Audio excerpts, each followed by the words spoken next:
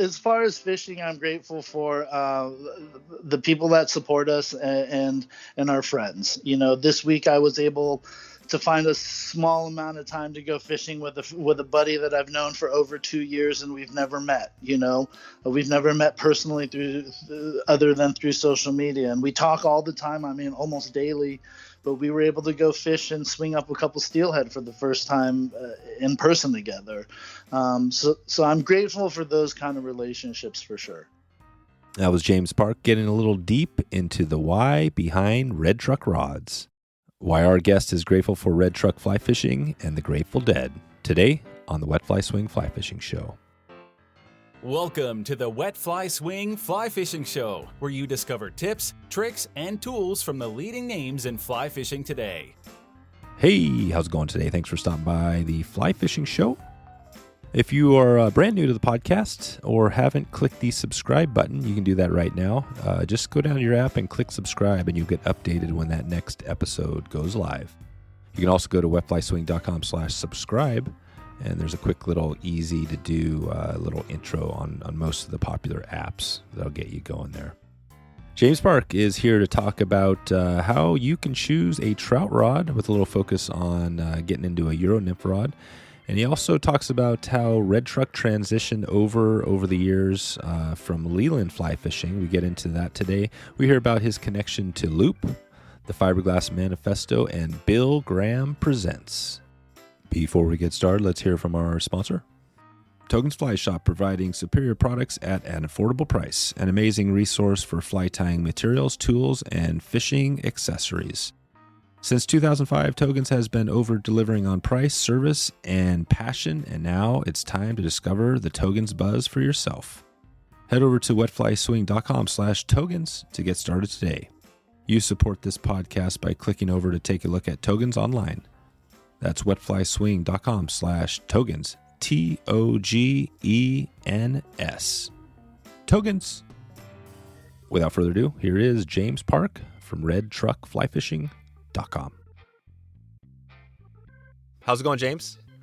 Doing well, man. How are you today? Good. Yeah, thanks for taking the time to put this together and dig into a little bit on your on Red Truck Fly Fishing. You know what you have going there. I think it's, there's a lot of rod companies out there. You see a lot of these companies. I've talked to some of them, both small and big, and I'm always interested to hear the story. So we're going to dig into that. But before we get there, talk about how you first got into fly fishing. I grew up kind of on the water. I was a competitive swimmer my whole life, but I also lived within a few minutes of the beach in Southern California. So, I started surfing and fishing with my dad pretty early in my life. And by mistake, about 15 years ago, a friend of mine at the time had got me a guided trip fly fishing for my birthday, and didn't realize that it was a fly fishing trip. We thought it was just kind of a conventional trip. At the time, I wasn't super excited about fly fishing. I really honestly didn't know much about it. But we ended up getting out there, and for me, the first time I kind of met the guide and he handed me some waders, in my brain, I just kind of made this connection with surfing, ironically. Putting on the waders was like kind of putting on the wetsuit. And the guide walked us down to the water, and he checked the water temperatures. He checked what bugs there were under the rocks. And again, that kind of made a connection for me. Waking up in the mornings and calling the surf report number and finding out the conditions. And before I even made my first cast, I just kind of had this shift in my brain. And I was literally hooked before I even caught a fish. So that was it. I had an accidental fly fishing trip booked for me, and being such an avid fisherman, I found that a lot of the things I had grown up doing translated really into fly fishing. And it's been about 16 years since that happened. That's cool. And where were you? And so what were you fishing for before? Like, what were you catching before? I grew up, like I said, on the ocean. So a lot of it was saltwater my entire youth, up until I moved to the San Francisco Bay Area when I was 20. And once I moved to the Bay, I had less access to the ocean stuff. I didn't have a boat anymore. We weren't surfing because as a kid, we would just, on days there was no surf, we would just paddle out to the kelp beds and drop a line. But once I moved to San Francisco, it shifted. I started doing a lot more trout fishing, which I had done zero trout fishing growing up. We also fished the Delta a lot. So, I was a very avid bass guy, a lot of stripers. But that particular fly fishing trip, that first one, was on the Little Truckee River here up by Lake Tahoe. And that was it, these big, wild rainbows. And honestly, for about the first 7 or 8 years after that trip, I didn't pick up a conventional rod at all. Everything I did was fly fishing. Things have changed since then. I still love to fish. So, depending on the conditions or where I'm at, I'll pick up a gear rod here and there for sure. But before, I was mainly fishing bass, a little bit of trout, and after that, it just kind of opened up the whole world of species. Yeah, That's right. Who was the? Do you remember the guide? Are they still going out there? I don't know if he is. His name was Tim Haddon, and Tim was a Truckee River guide. He had a real popular crayfish pattern, kind of a dead drift crayfish. I think that's what it was called, Tim Haddon's dead drift crayfish. And he was doing a lot of kind of what we nowadays call, Euro nymphing or tight line nymphing back then, without an indicator, nice heavy crayfish pattern. But yeah, I'm not sure if Tim's out there anymore. I haven't heard his name pop up in a little while. I'm sure he's guiding up there still, but I'd love to touch base with that guy. And you're still now, I know you've had some transition here, but are you still in California now? Yes, I'm nowadays, I moved from the Bay, and now I'm out in the Sacramento area, about an hour and a half away from San Francisco. There you go. Yeah, so you're still in the, pretty much the heart of it. I mean, it seems like the more I get in this podcast, the more I get these California episodes, right? It seemed like at the start, maybe I wasn't getting as much. But yeah, I mean, you guys have tons of resources down there, right? You have tons of, the Sac, you've got, the Trinity. I mean, all these rivers, these amazing rivers. And so even though, obviously San Francisco or California has a lot of people, there's still lots of good opportunities down there. Is that still the case? Absolutely. I mean, in Northern California in particular, we have so much water. Believe it or not, the San Francisco Bay Area, Sacramento area has a huge population of fly fishermen, fly fishing people in general. There's a real large number, and as a lot of the brands got their start out here in the Bay Area. Winston and Scott and several handfuls of brands, who have now spread out throughout the country. Started here in San Francisco Bay Area or Northern California. So we have a long history of fly fishing here, a lot of resources, plenty of water, and a lot of great fishing still. So how did you go from, basically where you're at, you're there, you're in the Sac, but how did you go from the San Francisco into the Red Truck fly fishing? Because now you own a fly rod company, right? I do. It's kind of an interesting story. So I actually was a customer of, at the time, what was Leland Fly Fishing Outfitters in downtown San Francisco. After I did that first initial trip, I went back to my home base in the city and quickly looked up any fly shop or any fly fishing resource that I could find. And, basically in San Francisco, we had an Orvis shop, and we had Leland Fly Fishing Outfitters. And lucky for me, the business I owned at the time was just a couple buildings down from the fly shop, and I'd never really noticed it. So I called them up, talked to a guy named Keith Westra, who I'm sure a lot of your listeners know who Keith is.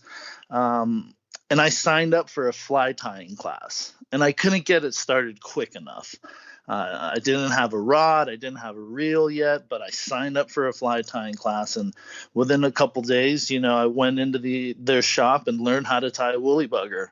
And I'd probably say within 24 hours of that, I had a couple rods and a couple reels. And that was it. So I started off as a customer of that shop. And at the time, that shop was doing really well, and were developing, or in the early stages of developing, their own rod company. And when they did that, they did Leland Fly Rod Company and Red Truck Fly Rod Company. So I started off as a customer, and slowly throughout the years of spending, a lot of time in that shop almost every day, I just kind of organically started working there.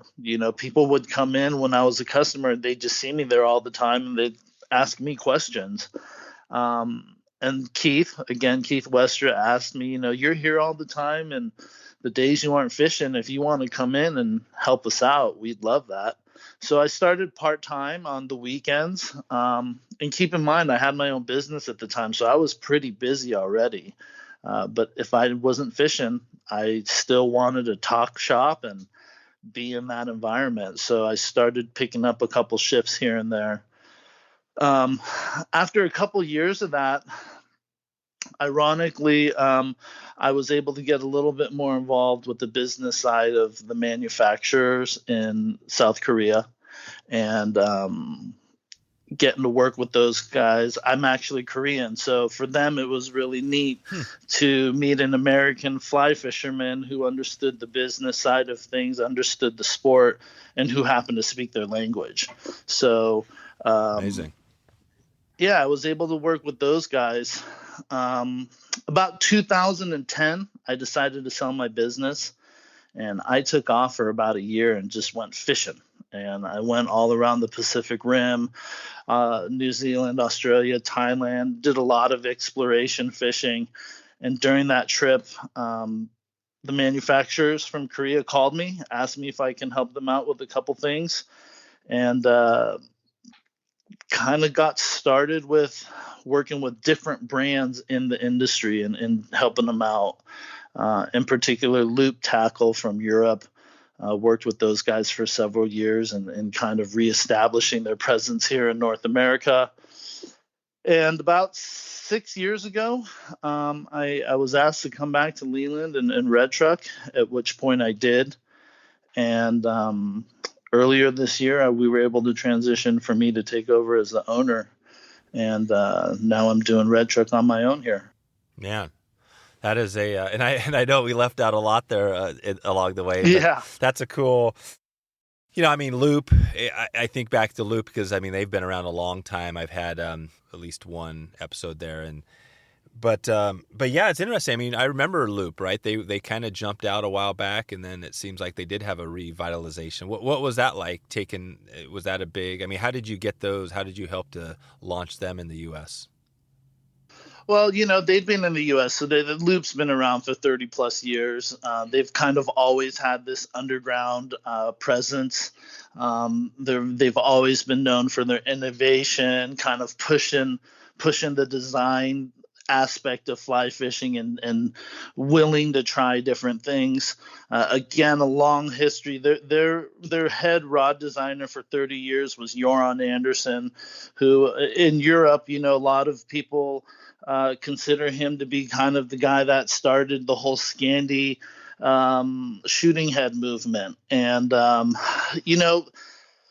throughout the years, I feel like Loop, especially 10 years ago, Loop kind of had an up and down presence. And what really they asked me to do is just come in and kind of reestablish the consistent presence. And, we were able to do that. We were able to set some roots for them. And, I did a lot of traveling, visiting a lot of shops, going to a lot of the shows, and just kind of reestablishing the fact that Loop was there, is there, and still to this day is there. And that's all it really was. They've always made fantastic stuff. To this day, they make really great product. So it wasn't so much as establishing it as it was just to create a more consistent presence here. Gotcha. And yeah, we're going to dig into a little bit on, I know you have a new rod coming out, a nipping rod we're going to touch on. I just wanted to highlight one thing before we get there on, you mentioned the South Korea thing. And, I think it was TFO maybe was the biggest one. I mean, we talked a little bit about that. We've had some rod companies here talk about the background. And it sounds like, the Korea, really, that's where a lot of these, some of those good rods, I guess it's the OEM. I'm not even sure exactly what that, stands for or whatever. But, talk about that. Is Korea the place? Is that the place? If you're not building rods in the U.S., is that still the best place to source rods? Yeah, I mean, we have the ability to go into a rabbit hole here. Yeah, with so many different opinions. At the end of the day, I think you nailed it on the head. As far as production of rods for most or many major brands that we fish, South Korea has kind of become one of the premier places to do that. There's several countries in Asia right now that can make fly rods, but over the last, especially the last 10 to 15 years, Korea has really stepped up their game and have become what we consider, one of the best rod manufacturing countries out there. If you look at anything that the Koreans are doing, obviously think companies like Samsung and LG have a huge presence already. So we know the quality and the technology that they have access to is outstanding. And for us, we really, really enjoy working with those folks, and we think they make the best rods out there. We really do. We just think they're doing some real outstanding stuff out there. You mentioned that you're Korean. Have you been over there? Have you been to South Korea? Yeah. I've been there several times. Before I was in the business, I'd gone and visited many times. And since I've been in the rod business, I try to get out there at least every couple of years. And that's neat too, having seen how much that country has developed in the last, 30 years is pretty amazing. It's really post 1988 Seoul Olympics. Korea has just exploded, economically, socially, politically. Everything has just really, really grown so fast and so quickly.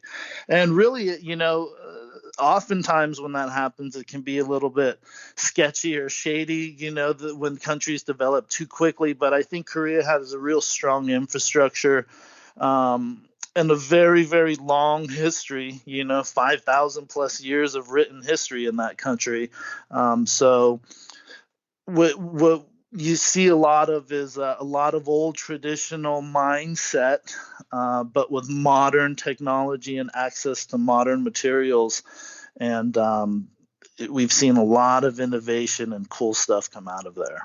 And kind of the elephant in the room, so to speak, is, you've got North Korea just up above. What's been how's that? Is that been? You're in South Korea. Is that always a looming thing, or is that like not too big of a deal? I think North Korea is a bigger issue to the rest of the world than Korea. Honestly, when you go to Korea, obviously, there's always the question in North Korea, because in the simple press of a button, within minutes, a country like Seoul can be destroyed. Is he still? And is that guy still there? Is the crazy? What's his name? Yeah, he's still running the Kim show. Jong-un. Yeah, he's still, well, apparently. Yeah, apparently. Who knows, right? Right. I think I just read something a couple weeks ago that the government in South Korea has noticed he's lost a tremendous amount of weight, which may mean his health is deteriorating more or quickly than they thought. When you go to Korea, people don't really, it's not on people's minds. super upfront. Obviously it is, but you don't hear a lot about it. You don't think about it when you're there. And you're really talking about like two totally different countries, right? North Korea is definitely primitive in so many ways, and South Korea has advanced so much. Ironically, the Korean people, we don't really look at it so much as South and North Korea. For it's only in my grandparents' generation that really the countries were separated. So it's kind of Korea, especially to that older generation. But when you meet Koreans in America, we get that question a lot. Are you South Korean or North Korean? Right. If you're North Korean, chances are you're not in this country. No, God, no. It's interesting. I think that's what's really cool about, obviously about the U.S. One of the cool things is like how diverse, we are as a country. I have a really good friend up I guess up in Canada, up on, in Ontario. Jimmy Kim, shout out to Remix My Fitness. He's kind of one of my good buddies. And yeah, man. I mean, we don't ever even talk about that. You know what I mean? The fact that he's Korean. It never even comes up, I don't think. Maybe it's come up once, but, it's just like, that's the great thing is that, it's not even a thing. It never, it's like, oh, you're whatever. It's like, you're just, you live in the U.S. So, but it's interesting for me because, people that haven't been there, like I've never been to Korea, and it's always like that thing, like, well, what is it like? So I guess the only way to do it is to get out there and travel, right? Yeah, really it is. I mean, I've been really fortunate to travel a lot in my life. And, obviously speaking the language and being familiar with the food and things like that is a big plus. But Seoul and South Korea in general is just an amazing country to visit. There's, a lot of Americans that haven't been to Asia don't realize it, but even in the countryside in South Korea, like literally you can be in a small, tiny village. The street signs will always have parentheses with the English, whether it's, phonetically written out or, signage in general is very convenient. And especially amongst the younger people, English is taught in school these days. It's real important for Koreans to learn English. And actually, they're very particular about learning American style English. They want to use the American accent, they're close to Australia, New Zealand, have a ton of people from those countries living there. And, they'd rather learn the accent-free English, as we would say here in the States, And also, Korea's image around the world has really changed in the last 20, 30 years. Even when I was a kid, the questions I'd be asked, if I met someone new would be, are you Chinese or are you Japanese? And only really in the last, again, post-Olympics, have you had more people ask, are you Korean? I think there's here in the States, we've just opened our eyes a little bit more to that kind of thing. There's been a lot more Korean presence with companies and business here. Used to be like, oh, my dad served in Korea, or my grandpa fought in the Korean War. It's just changed dramatically. My father-in-law actually, he did some time in South Korea. And when he was back there, he would literally talk about it would be dirt roads in Seoul and no street lights. And, nowadays when you go to Seoul, it's like it's one of the major metropolitan cities of the world, right? You've got a population of millions and millions and millions of people. And to get from one side of Seoul to the other takes multiple hours. It's just grown so much and has advanced so much. It's a really, really convenient and cool country to travel through. Well, if we have a little time here at the end, maybe we'll circle back around, talk about some of your travels and maybe some of the species you've dug into there. Sounds like that's probably some good stories. But let's dig into this nymphing rod, because I know you have a new rod. I'm not sure if it's out yet, but I'd like to hear With Red Truck, I know you've got a standard line of rods, I think even some glass and stuff, but talk about this nymph rod. Maybe describe how this nymph rod is different from, all the rest. Because I would imagine that's the challenge, right? You've got everybody's into Euro nymphing. You come out with a new rod. How do you separate yourself from the rest of the pack? Or do you have to? Or, how does all that look? Yeah, Euro nymphing's become so popular recently, and the fact is the style of Euro nymphing has been around for so long. Sage made their first ESN rod so many years ago. I think maybe social media has had a huge impact on how quickly the whole Euro nymphing thing has spread and how popular it's become. Nowadays, it's hard to go into YouTube and type in fly fishing without seeing, 16 different videos on the first page about Euro nymphing. Like I mentioned before, Tim Haddon, the first guy I fished with on the little truckie, him and his buddies were doing back then what we called check style nymphing, right? No indicators, straight tight line with heavy weighted flies down to the bottom. So for us, really, we are trying to meet the demand. So many of my customers in the last year or two have asked specifically, do you make a 10-foot 3-weight, a 10-foot 4-weight? And we didn't. Our philosophy for so many years was we're only going to try to produce rods that people need. And the reason we did that when we developed this company was because a lot of the bigger brands that can afford to do it, they'd have 6, 7, 8, 10 different options for a 9-foot 5-weight, and what we found being a retailer at the time was there was a lot of confusion, a lot of people coming into the sport and a lot of people that had been fly fishing their whole lives would get confused. Why are there so many different rods? Why are there so many different rods even in the same specifications, right? So we kind of avoided overproducing models, but really in the last several years, we've seen our customers asking for it. And ultimately that led me to saying, hey, we got to make something, because I would say daily we're getting calls from people saying, hey, when are you guys going to come out with the Euro style, nymphing rod? So we've developed that. We're in development. Those rods will be out later this summer. As you know, production and whether it's Ford F150s or fly rods, production around the globe has been slowed down a lot by coronavirus, as well as everything that happened in the Suez Canal earlier this year.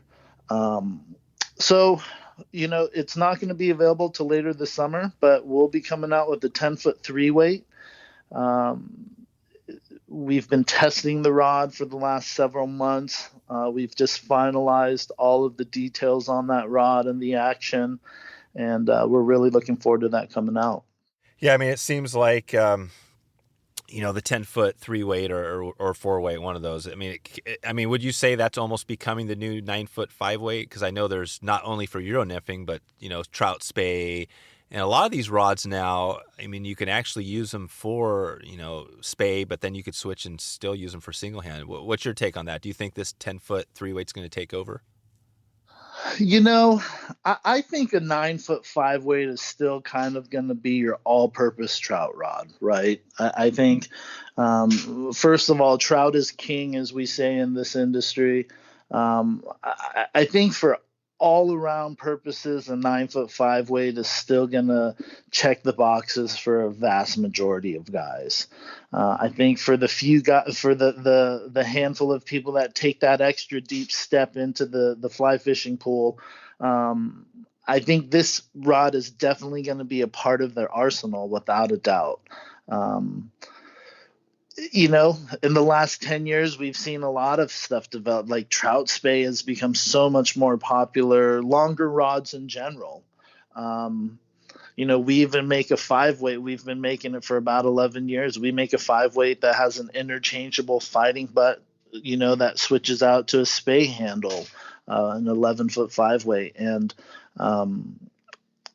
I think that trend is going to continue. But I definitely, and as much as I think it's going to be a part of everyone's arsenal, I still think a 9'5" weight's going to be kind of your standard all-purpose trout rod. We still see that model is our best-selling model.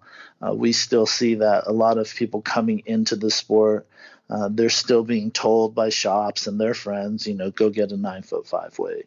Yeah, I love that you mentioned the Ford F-150. I think I'd love to hear, the process there, because I know they're coming out with this Lightning. Have you heard of this thing, this new electric F-150? Yeah, totally. It's the very big, cool. yeah, it's the big buzz. I think I got a email from one of the dealers like, hey, reserve your Lightning. It's coming out next year, so they're building buzz for it. But I mean, on your rod, I guess take it back to your rod. So, well, this episode will probably air later this summer, so it might be a decent timing. So probably sometime this summer, at least by the fall, you'll have this 10-foot 3-weight out. Yeah, we're hoping we'll have it out in August. But like I said, with the way production has been going for almost anything out there, we're also anticipating the possibility of delays. The guys we work with in Korea are really generally pretty awesome about getting things out on time. So we're hoping to have it out in time for people to still have several months this year to be able to fish with it. And fingers crossed that it will stay on schedule for sure. Yeah, one of the things and maybe we could get into a little bit of this just on the process of the development, because I know, I can't remember which company I was talking to, but they were talking about the Euro nymphing rods and the difference between, a rod that recovers fast and a rod that doesn't recover fast makes a big difference, especially with Euro. And as you get into this, I mean, how does that development work when you're looking to do this rod? I mean, walk us through that a little bit. So you got this idea for this rod. I'm not sure. Is it just you? I mean, are you just a one-man deal running the show here now with this company? Yeah, I mean, basically, as far as the business side of things, it's a one-man show, so I'm handling the operations. I'm handling a lot of the rod development, etc. Fortunately for me, I've been able to work with, again, this manufacturer for many, many years now. I've also been lucky to sit in so many, design and production meetings with amazing designers, especially the old school guys from Loop. Joran Anderson, I've got to spend a lot of time with, and even their head rod designer now, Klaus Frimor, who's an excellent fisherman and rod designer. Also, the Koreans have really awesome engineers. Their rod development team's outstanding. So, you kind of have two options. You can go in there with a formula that you specifically want done, and then from there you can kind of make adjustments along the way as you test out samples, and you can get back to them and say, hey, this section needs more flex, or this section needs to be a couple degrees tighter.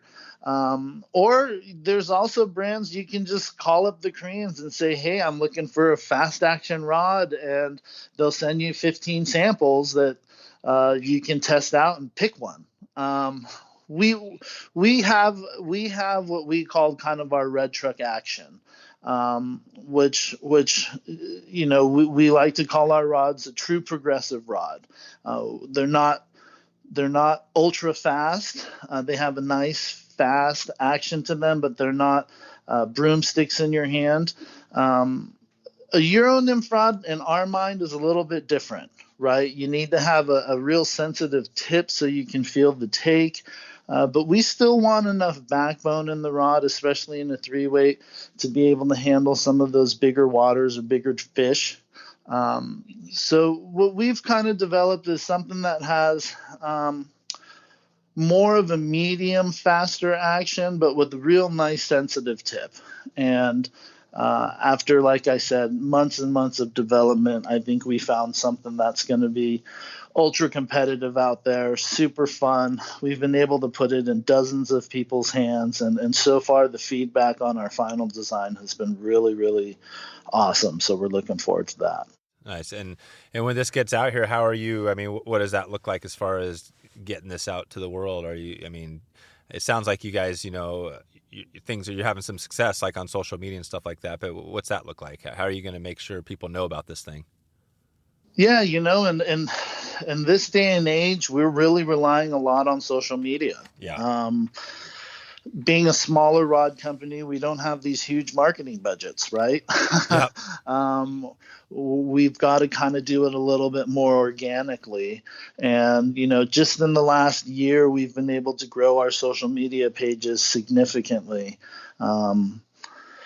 So right now our plan is to just continue pushing it on social media, getting it in. The beauty of our situation is we have a very, very loyal customer base. We've got guys that have been fishing red trick for 10 plus years, but we've also got a huge presence among kind of this younger, up and coming group of fly fishermen. And I think we've really been able to speak to those guys, providing super cool content, fun videos.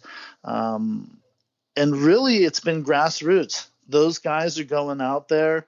Last week alone, I had a guy, or about 2 weeks ago, I had a young fella from Idaho call me, had heard about our rods through his friend. He purchased a rod, got it, called me the day he received it, went out on the water and fished it hard for about a week. And suddenly I just started getting tons of emails and calls, over a dozen emails and calls from people. Hey, so-and-so in Idaho told me I got to try your rod. So-and-so in Idaho told me I got to try your rod. So we're seeing a lot of that. We're seeing a lot of guys going out there and talking to their friends about our product and talking to their family about our rods. And we've also got some great people we've been working with for years and new folks. I work closely with Cameron over at Fiberglass Manifesto for our glass rods, and he's been promoting the red truck glass for 10 years now. Shane Gray at Gray Wolf Rods, who's a fiberglass rod builder, he's been wrapping on our blanks, and he's been selling our reels. And we're really seeing that these little niches and getting in front of the right people has enabled us to get the word out a little easier. So right now we're going to hit the shows next year once they get back online. And we haven't done that in a long time. And we're just going to keep pushing it through social media for sure.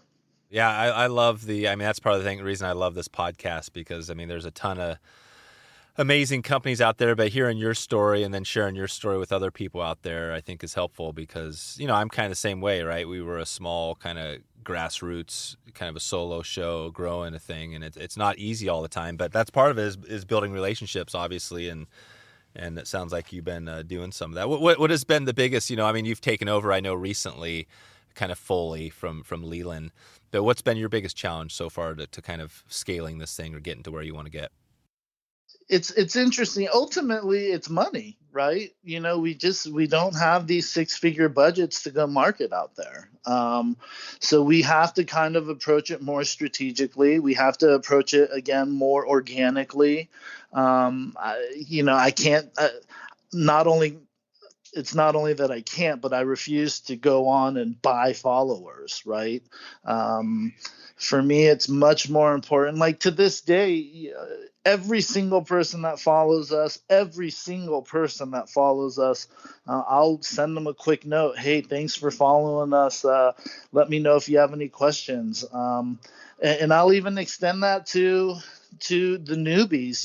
Hey, if you have any questions or concerns or comments about fly fishing in general, feel free to reach out to me. That's obviously made me busier, but spending time I don't have. But I think connecting with my customers is the most important thing, because if they're going to spend their hard-earned money on my rods, I want to reciprocate that by providing information or providing them with the correct information. And touching those people individually has been very helpful. I think for us, we've seen a lot of our growth happen once we've kind of become independent. Once the world has learned and is still learning that, we are now an independent company. Red Truck is its own deal. Leland is still a dealer for us, which we appreciate and love, but we're kind of moving in a different direction from that old retail model. And we're fully established as a rod company that's independent and doing our own thing. And that's really been beneficial for us, to our customers, as well as just the industry in general. And we've been real fortunate for that. And now let's take a quick break for a word from our sponsors. Togen's Fly Shop, providing superior quality products at an affordable price, an amazing resource for fly tying materials, tools, and fly fishing accessories. Togen's has you covered when looking for unique in-house products, but also supports and supplies materials and tools from other leading fly brands you know and trust. Togen's is now offering their mystery fly tying box, where they simplify the process for you in choosing materials. You're only one click away from these hand-picked subscription tying boxes that are packed with value at almost half the cost. And I recently made a order through Togen's, and the experience was perfect. After a recent trip nymphing for trout, I had to replace my tungsten beads and some jig hooks and a few other items. The products arrived in a couple of days from Togen's with a nice little card, a bonus value, and a welcome note from the Togen's family. Since 2005, Togen's has been over-delivering on price and customer service, so it's time to discover for yourself what the buzz is all about.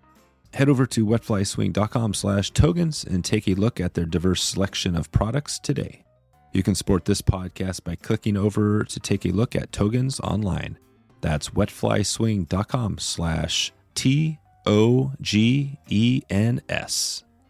Togen's. Now let's get back to the rest of the show. Well, I wanted to, and I want to dig in a little more on just the nymph rod to talk about some more, features, or we can talk about some other rods you have too. But I want to touch on that Leland thing. We talked kind of off air a little bit about, and without digging in too deep, just for people that maybe know, because I think that's where I first heard of you. I think Leland was known as, I think at one point they were like the largest online retailer or something like that. One of the largest, right? I mean, and now, years before that they were too. Before the whole internet thing, they were the largest over-the-counter dealer for a very, very large number of brands out there. And again, that has to do with a couple things. Again, the San Francisco Bay Area has a huge number of fly fishermen. So you look at the history of fly fishing, and before Leland's, the shop was called Fly Fishing Outfitters, and they'd had a presence in downtown San Francisco.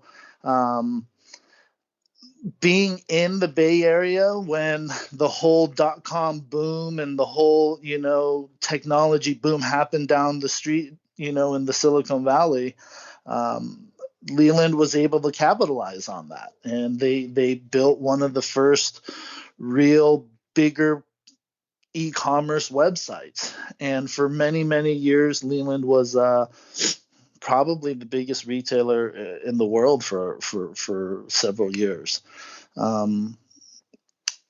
Without jumping into it too deep, at one point, Leland had over 22, employees full time. They had their own video team, their own copywriting team. There was one point we were so busy that every morning we'd print out orders and hand a stack of 30, 40 orders to every employee, whether you were on the copy team or the video team, and we would have to go box up stuff and ship it ourselves, and you got 30, 40 orders to 22 people. That tells you how busy we were. But other shops started getting their own web stores together and learning about e-commerce and how to build their presence. At some point, Leland purchased a large ranch in Sonoma, California, up in wine country, about an hour north of San Francisco. And I think it's at that point that a lot of the focus was put into the ranch and developing kind of a really cool destination for fly fishermen to come play with rods, catch some fish, spend their time on this beautiful 13-acre ranch next to some of the most famous wineries in the world. And as that transition kind of happened, and other businesses were getting online, Leland's focus kind of went away from uh, the rest of the industry, so to speak. And their focus really became on turn to just the ranch and how to build that. And I think what happened is just times changed, and people had more resources and more places they can buy stuff. And yeah, like I said, just a transition at that point's really what happened. That's it. I think about 5 or 6 years ago, Leland ended up selling that ranch. At which point, my group and I were able to come in and help them out and kind of try to reestablish their internet presence. And to this day, they've got a great website, a great store, some great new owners over there in Idaho, and they're doing their thing. For me, I've just been able to kind of say, hey, let's take Red Truck and focus on being a rod and reel company, and really put our soul and energy into that, on making what we consider, the best rods that you can get for their price point, and putting it in the right people's hands. So that's kind of what we've been focusing on more, just as our own brand. That's perfect. Yeah, thanks for clarifying that. I think for those that know of Leland, and it's good to hear that story a little bit. And what was the name of that ranch? Do you remember what was the name of that thing?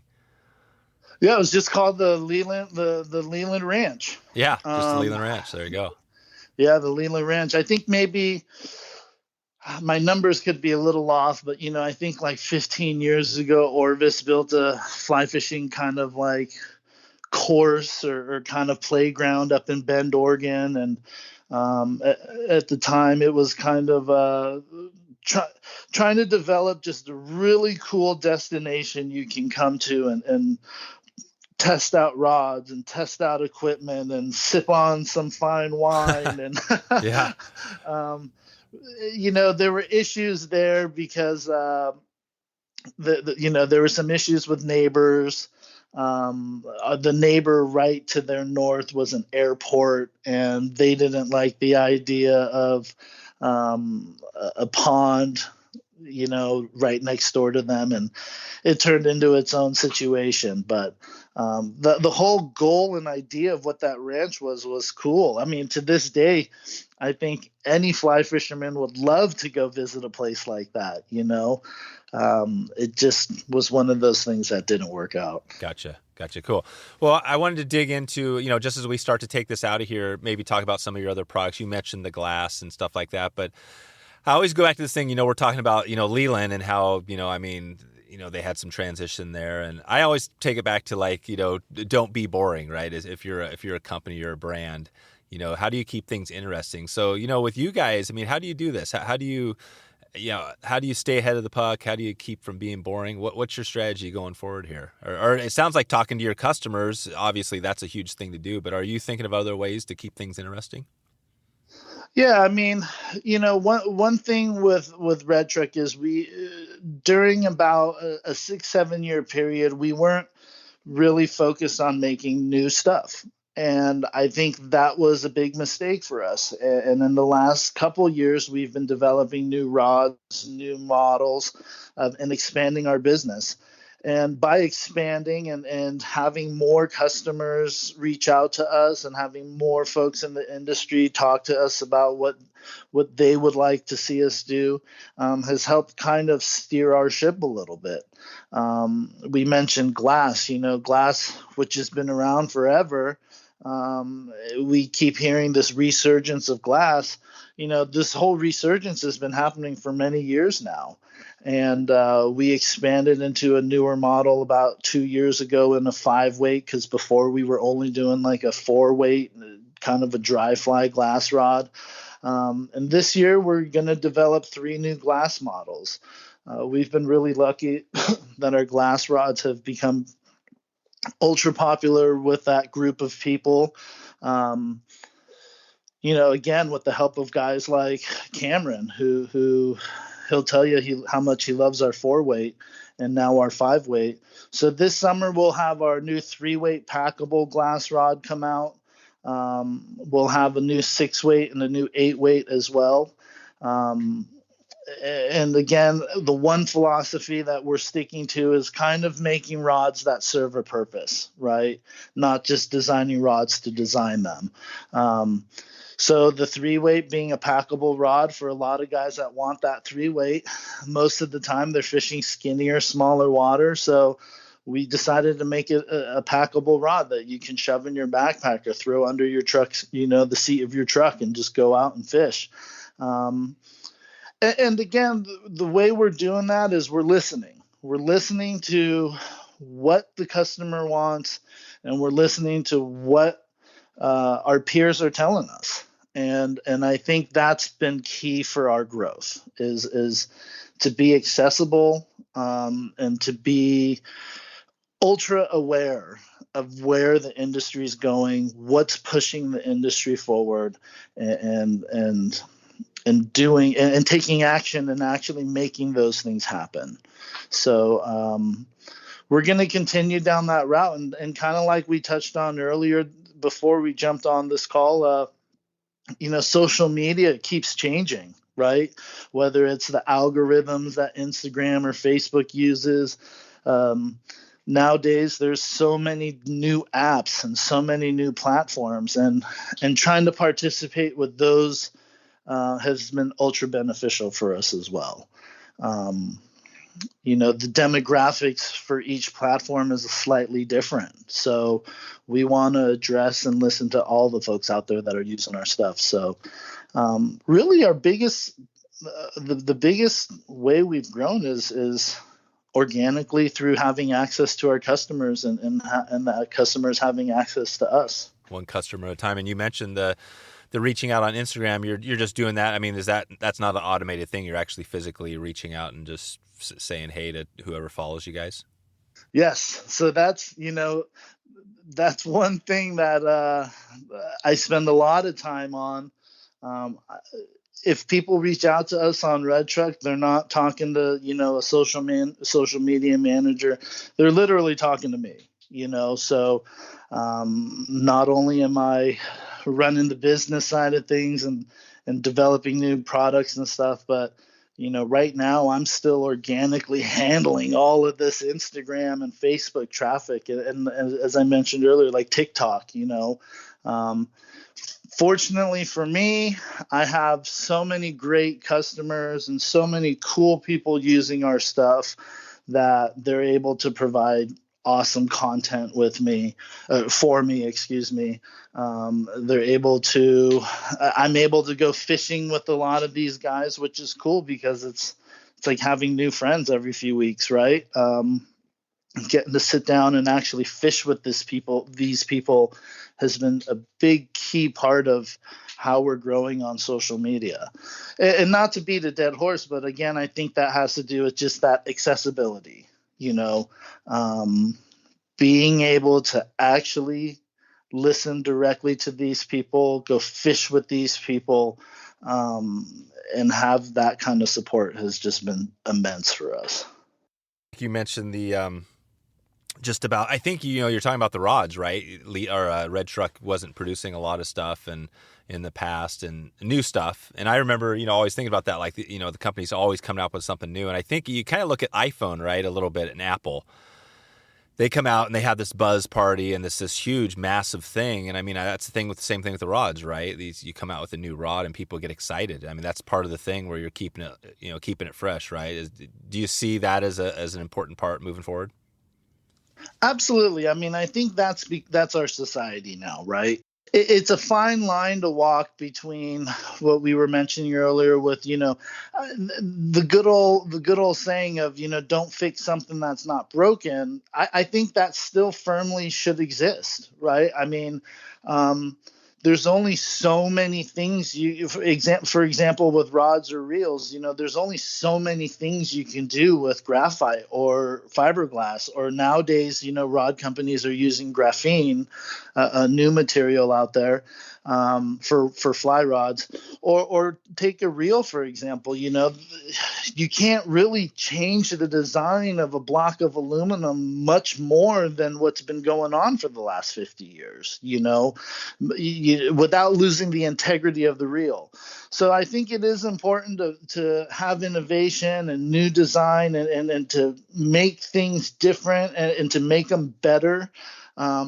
But in our industry, it's a little tougher. We don't have a chip that's faster. We don't have a display screen that's brighter. What are we going to do? Make a faster rod, or are we going to put more circles or into a reel? So really, I think the direction that the industry is probably looking at as far as innovation is probably going to be more in the material side of things, right? Graphene has been around for a long time. We've been talking about it in this industry for a super long time. It's the ultra strong, ultra thin material. You can make rods that are super lightweight. But that too is like, how much lighter do you need a fly rod to be than a couple ounces? So that's kind of one of the challenges. We can take old models and put new colors on them and things like that, and call it a new name. But is that being super innovative? I'm not sure, but what we do know is that customers' techniques and things are changing. Like Euro nymphing, even though it's been around for a long time, it's really had a big upsurge in the last 5 years. So we, as a smaller rod company, can accommodate that by making what we consider to be the best Euro nymphing rod we can make, and that's how we're kind of approaching it. Same thing with glass. I mean, glass is even more challenging. Glass has been around forever. So how much more better can you make glass? Well, fortunately for us, we think there is still room there. So we're able to make those dedicated models, those new models in the 3, 6, and an 8 that we think are going to be some of the best glass you can buy out there. And that's how we're going to try to stay on that curve, is focus on what our customers are asking for, and doing the best possible job we can to provide what they want. And that's kind of been our focus. Perfect. All right. And I was just thinking, again, people listening here, I know a little bit of just from survey data, what people use and stuff like that. And I know there's a lot of people that love Sage, right? Sage is one of those companies that's been around for a long Absolutely. time. How somebody's listening right now, say they have a Sage rod, they have never heard of you. I mean, what's your pitch to that person? You've probably made a little bit of it today, but, why would somebody want to pick up a Red Truck, if they've already been using Sage, stuff like that? And it's more just thinking, like, again, how are you getting out to these new customers? I'm kind of curious on that. So, at the end of the day, I think the most important thing that I tell all of my customers, the most important thing is it's really hard to find a bad fly rod these days. Sure, you can go get a real cheap rod from a, big box store. But it doesn't matter where the rod is made. There's plenty of good rods coming out of countries that people aren't a big fan of. It's really hard to find bad equipment these days, which is great for the industry. Sage is a leader in our industry. I have never ever had anything bad to say about any of these other brands, because they all make great stuff. At the end of the day, what Red Truck offers is something that's a little bit different, a little bit more personal. We try to take into consideration what the fly fisherman really, really wants. So action, cosmetics, that's a personal thing. There's guys that want slower action rods. There's guys that want faster action rods. What we're trying to do is we're trying to make rods that people can pick up, whether you're new or if you've been doing this your whole life. when you pick up a red trick rod, you're going to feel that it's different. It has again, what we call kind of our red truck action, which is we like to say it's a true progressive rod. The more weight you have out the tip of the rod, AKA your fly line, the deeper the rod should bend. We can get all into physics and nerd out on that stuff. But ultimately, the biggest thing we've done is we've been able to put this rod in people's hands. And by doing that, through our community and through the base of people that already support us, people will pick up our rod, and most of the times they'll look at you funny and say, how is this 6-weight so light? And how does it still have so much backbone? One of the things we've been really fortunate about is working with a lot of guides, working with a ton of fly fishing guides. And if you see a lot of our content on social media, you'll see that these guys are out there every day using our stuff, putting it in clients' hands. And that's huge. That's really huge for us. The other biggest selling point we have, and fortunately for a lot of rod companies, the transition has happened and happening, but warranty and service is super important to us. If you break a red trick rod by chance, or you roll it up in your window or step on it, you just call us up, fill out a quick form, and within 48 hours, most times within an hour of receiving that form, we've got your part boxed up and it's on its way to you. So you don't have to send a rod back, and you don't have to sit there for a year and a half to wait for that rod to be fixed. We're able to handle our warranty, and our goal for every warranty is to have it to the customer in less than a week. So small things like that. And then the last thing, is our service. We tried last night, for example, I got a customer who ordered a bunch of stuff, and it was later in the day, but within an hour, he had a tracking number, and he sent us a really nice email saying, in all my years of fly fishing, I've never seen that happen from a rod company. And those kind of things are the things that we think are important in 2021, providing good service, good warranties, and something that's going to be different in people's hands. Yeah, totally. Yeah, I think that's one of the things that separates you is the personalization, it's you, people, the know, like, and trust. They know who they're talking to, and it's, and they're making a connection with the company, the person. So I think that's awesome. Hey, James, let's break it out here. I got this rapid fire round. This is going to be a quick one, but to start this off, this is the the new segment called the G3, and not after Sims, but the 3 Gs. So over, today or this week, what's one thing you're grateful for? As far as fishing, I'm grateful for the people that support us and our friends. This week I was able to find a small amount of time to go fishing with a buddy that I've known for over 2 years, and we've never met. We've never met personally other than through social media, and we talk all the time. I mean, almost daily. But we were able to go fish and swing up a couple steelhead for the first time in person together. Amazing. So I'm grateful for those kind of relationships for sure. That's cool. And what's one thing you'd like to get rid of? Something that's happened today or this week that you'd just like to forget about? I'd love to get rid of all the negative stuff on social media. Yeah. But that will never happen, it won't. right? I just feel like social media has allowed everybody to have an anonymous opinion. How do you deal with that when you get somebody because I get it too, occasionally you'll get something, it'll be like, wow, okay. I mean, what do you do when that happens? You just have to have thick skin and brush it off. I'll always reach out to these people in a super positive way. Sometimes it's really hard to do that, but I'll still reach out or respond in a super positive way. Most times people will react positively back towards me and say, hey, I was just being a jackass, or I didn't think about it from that perspective.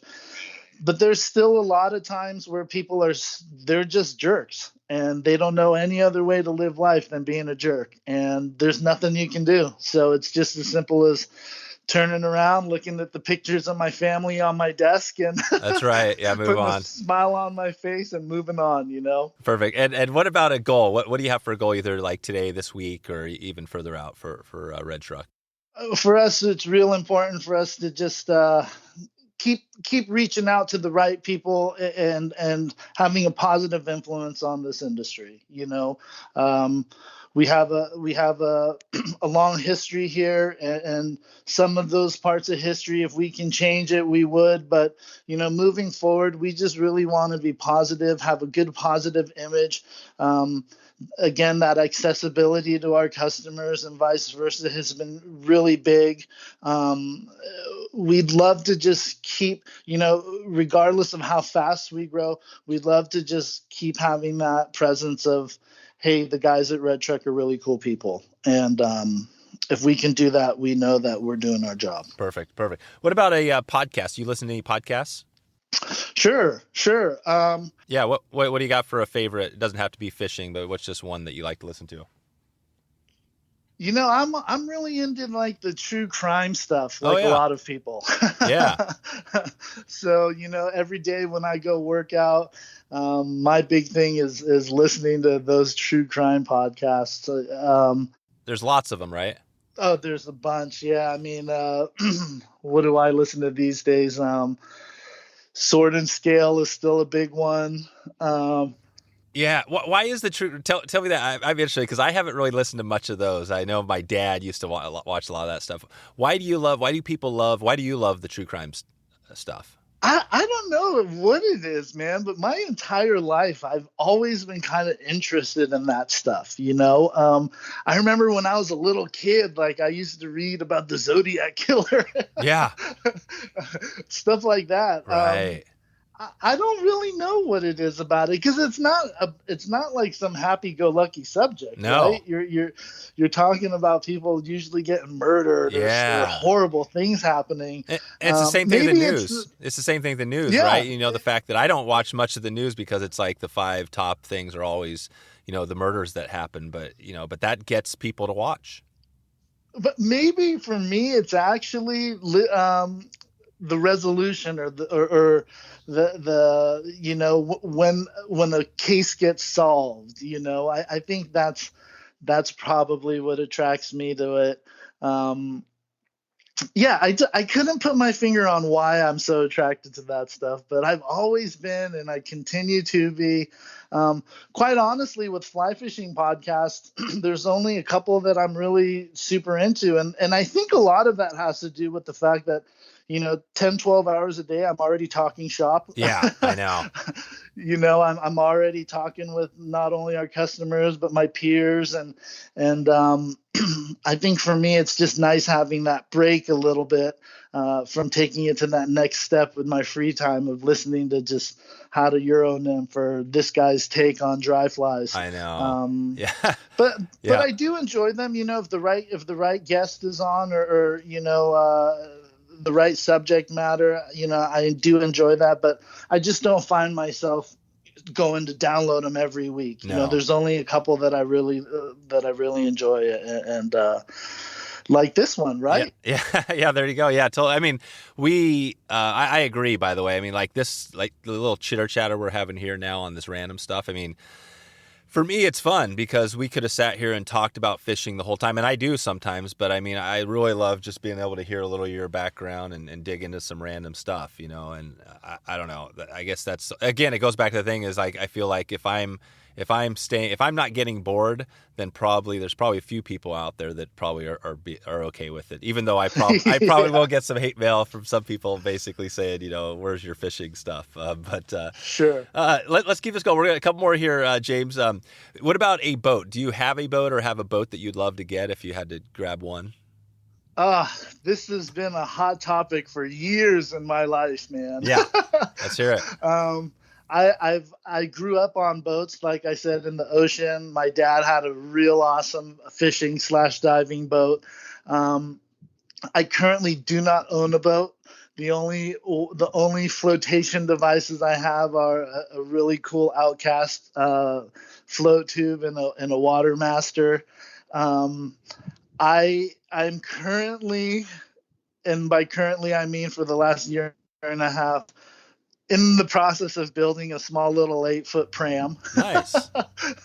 Should have taken me 2 weeks, but we're looking at 2 years coming up here. Wood? Yeah, out of wood. Mm-hmm. If I can have any boat in the world, it wouldn't be what you think is your typical boat. There's a company here in Sacramento. It's the boat I grew up on. They're called Farallon boats. They're super heavy duty. They're not the most beautiful boats in a lot of people's eyes, but they're definitely the most durable boats for what I like to do. I'm really interested again in a lot of the saltwater stuff, the open water stuff. So if I had an endless budget and I can pick one boat for the things that I enjoy doing, it'd be a Farallon boat, and I'd be out under that Golden Gate Bridge all the time fishing as much as I can. There you go. Perfect. Yeah, we had a little series on drift boats, and we had one that we talked about. I think it was episode 177, where the guy that wrote the book on the history of drift boats, we talked about building. I think it was Roger Fletcher, and he's got a book on if you want to build a drift boat or a skiff. I think he covers a lot of the designs there, so that's interesting. Okay, and what about in a super random one? Are you a coffee drinker, or what are you drinking in the morning? I am an ultra coffee drinker. I've had 3 cups before our chat There today. you go. What are you going with? Do you care what type of coffee, what brand, or what do you do? I really love my Hawaiian coffee. Right? Okay. So I'm really into the Kona blend. Oh yeah. If I had a choice, I'd be drinking, some kind of Kona blend every day, but it's not super accessible or affordable. So our go-to is basically either a Kona blend or, unfortunately, I hate to admit this, but we drink Starbucks in this house. So, yes, I know. We've got our Starbucks every morning ready to go in our coffee machine. And yeah, I know. That's how we roll. You shouldn't feel too bad about that. I mean, Starbucks is this massive. I think the Starbucks is kind of like I don't want to put an analogy and make somebody feel bad, like our big fly fishing company. We talked about Sage, but I had an episode, and I'll give a shout out now. Angler's Coffee is a sponsor, and they, episode 207, I interviewed Joe, the founder, a really cool episode. And we talked about Starbucks. We talked about how he was there early on, But yeah, so anybody that wants to check out a new coffee and support the podcast, it's actually really good. And in fact, they make a dark blend that tastes a lot like Starbucks, like their pipe. I'll definitely, being a coffee lover, I 100% will get in touch with those guys today and buy some. Yeah, and try it out. Yeah. Check it out. Check it out. Yeah, let them know. Yeah. Let them know you heard from us. At first it's one of those things that are a little bit more expensive, obviously, but Joe tells the story in episode 207 of why. And part of that thing is the fact that he sources sustainably, and he goes through it's all, and he's giving back. It's just a cool story. And again, more expensive, but you pay for what you get. And if you want to, support conservation and good people and stuff, it's like. And nowadays that's so important, right? Yeah. Like, it's not like Starbucks is cheap, but supporting those companies that do the right thing is so important, and not just for me, but I think for a lot of fly fishermen. Yeah. So yeah, a couple more bucks, not a big deal. Like I said, I really would love to try that out. So I'm definitely going to take your opinion on that up. Sweet, man. And the final one, music. I've been doing this music thing because we have a Spotify channel for the Wet Fly Swing podcast. But what do you got? Do you have a band or type of music you like to listen to? We can add to the playlist. Oh man, this is another opening a can of worms thing, right? Yeah. So I moved to San Francisco when I was 20 years old. Not because it was the great city, not because of any other reason, but that the good old Grateful Dead was from San Francisco, California. That's why you moved to San Francisco? That's literally why I moved there. That's amazing. I worked for Bill Graham Presents for a couple years. So I love jam bands. I'm a huge fan of Fish. I'm a huge fan of String Cheese Incident. I love a lot of other genres. I grew up being a big hip hop guy too. LA rap. In my playlist these days, you'll still find Mostly the Grateful Dead. What's one Grateful Dead? Give me. I know they have tons, but what's one if you had to throw it out there? We can throw it in the show notes. Gosh, that's Or a an album, tough one. or is there an album or a? Well, being a jam band. Oh yeah, they guy, never really had albums too much. Well, they had albums, but we have a lot more like live shows, right? That's right. We have a lot of access to live shows. So like, there's a couple standards, like the good old Cornell shows are legendary. Okay. For Fish, you have a lot of the old Vermont shows, or even the shows back east in Jersey. A lot on my playlist right now. I listen to some shows from 2010 in Berkeley, California for Fish. Perfect. The list can go on and on, man. How would somebody, if they love the Dead but don't have much live music, or they love Fish but don't, where would they find live music? Some of this stuff. Well, the beauty of it nowadays is these bands record all of their shows and they put it out there, even on Apple Music, So if you typed in the Grateful Dead into Apple, you're going to get dozens and dozens and dozens of live shows now. So it's super accessible. When I was a kid, you literally would trade tapes through the mail. Yeah. You'd get on these mailing lists, and when the internet first came out, you'd find other Deadheads and mail tapes and CDs to each other. And nowadays we can just send an email with a click of a file and just with the click of your mouse and send a file over. And that was the beauty of that scene, was that the bands let you record their shows. Right. And nowadays that's so frowned upon because they don't want that intellectual property to go out. But yeah, so that's really what attracted me. It was the community. Yeah. Just kind of similar to our fly fishing community. And again, not to beat a dead horse, but accessibility, when I was in San Francisco working for the industry, getting to meet all the guys and drinking beers with guys from the Dead, or going on a 12-city tour with Fish. Did you do that? I mean, did you ever meet Jerry Garcia? I never, no. Jerry died a little bit too soon before I moved to San Francisco. Oh, right. Who was there? What about Grissman and those guys? I've never sat down with Dave Grissman, but I've definitely, been in the same house as Dave Grissman. Wow. I've got to meet Phil Lesh, the bass player, Bobby Weir, the other guitarist. That was the coolest time of my life. My 20s and 30s. Having access to my favorite bands and spending time with those guys, it was pretty amazing. Having breakfast with Carlos Santana, or seeing the Allman Brothers do 12 nights at the Warfield for practice for a tour, or chilling out with Neil Young, or really lucky. No kidding. You did. And just quickly, I know we're going on a tangent here, but. So, and how you did this because this was your day job, your line of work? How were you connecting with Neil Young?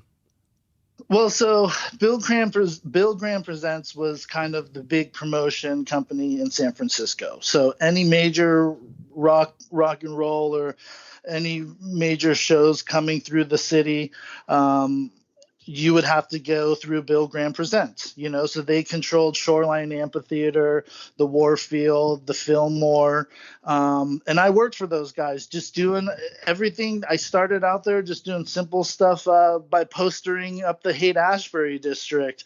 And eventually, you kind of, it's just like everything else. You build relationships and you meet the right people. And fortunately for me, having that early on in my stay at San Francisco enabled me to get very spoiled. And that's the one thing I miss about the city is, I always got the best seats in the house. Oh, right. For any show, and even shows that weren't in the jam band scene. We'd always have the best shows, or the best seats. And nowadays, Fish is coming through Sacramento in October, and I missed out on the mailing list. None of my friends work there anymore. Yeah, so you don't have the inside. do I want to go and sit in the nosebleeds or, you know, so that's the one thing I miss about San Francisco the most, for sure. Yeah. Why did you, and just to wrap this up, so why did you get out of it? What that was a line of work you had, you eventually got out. Is that something that just, how'd that happen? You know, I've always been super entrepreneurial. You know, I grew up in the house where my parents owned their own businesses. My sisters all have owned their own businesses. When I was 24, I started a recruiting company in San Francisco. So I was really lucky because that's kind of the second gold rush in San Francisco with all the .coms and the tech companies.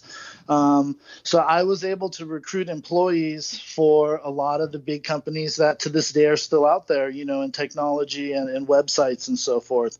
So for me, I always knew I was going to kind of be my own boss. Yeah. And gotcha. I went down that road. And after 10 years, like I said before, I sold that company off. And fly fishing really happened accidentally as far as coming into the industry.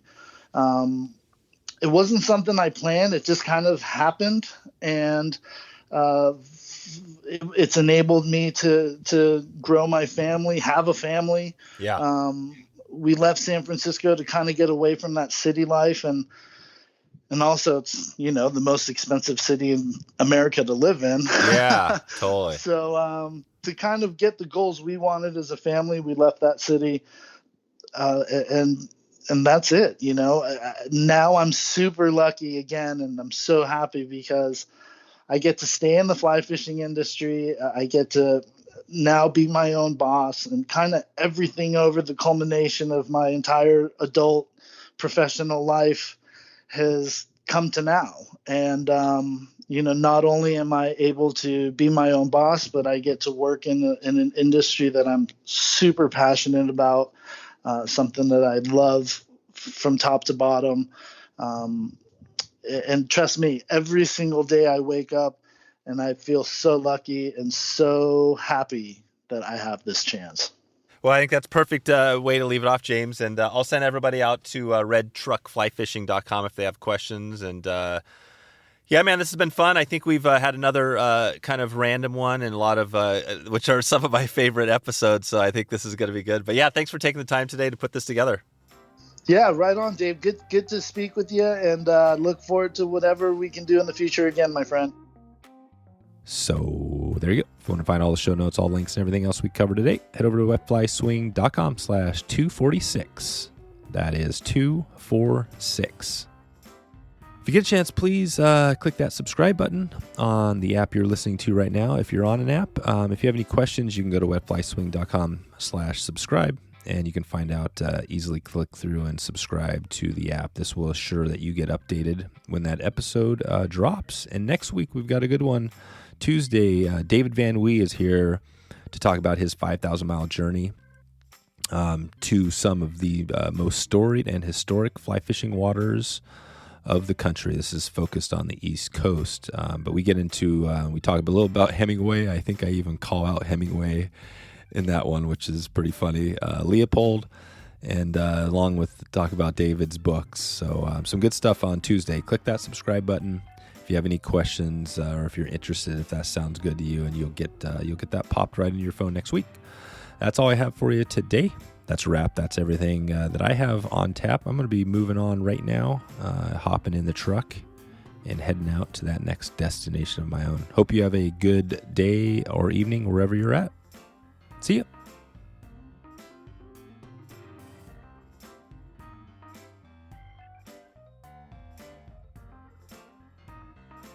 Thanks for listening to the Wet Fly Swing Fly Fishing Show. For notes and links from this episode, visit wetflyswing.com.